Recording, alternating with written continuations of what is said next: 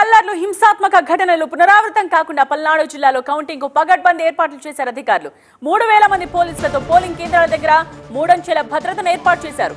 అలాగే జిల్లా వ్యాప్తంగా 557 సమస్యాత్మక ప్రాంతాలను గుర్తించి వాటిపై ప్రత్యేక నిఘా పెట్టారు. అంతేకాకుండా సమస్యాత్మక ప్రాంతాల్లో ప్రత్యేక అధికారులను నియమించింది ఈసీ.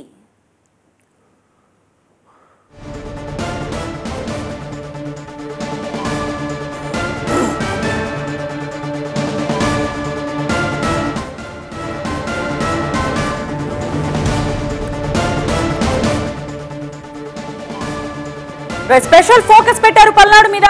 పోలింగ్ నాటి అల్లర్లు హింసాత్మక ఘటనలు పునరావృతం కాకుండా పల్నాడు జిల్లాలో కౌంటింగ్ కు పగడ్బందీ ఏర్పాట్లు చేశారు అధికారులు. 3000 మంది పోలీసులతో పోలింగ్ కేంద్రాల దగ్గర మూడంచెల భద్రతను ఏర్పాటు చేశారు.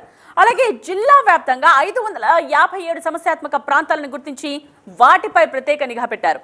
అంతేకాకుండా సమస్యాత్మక ప్రాంతాల్లో ప్రత్యేక అధికారులను కూడా నియమించింది ఈసీ.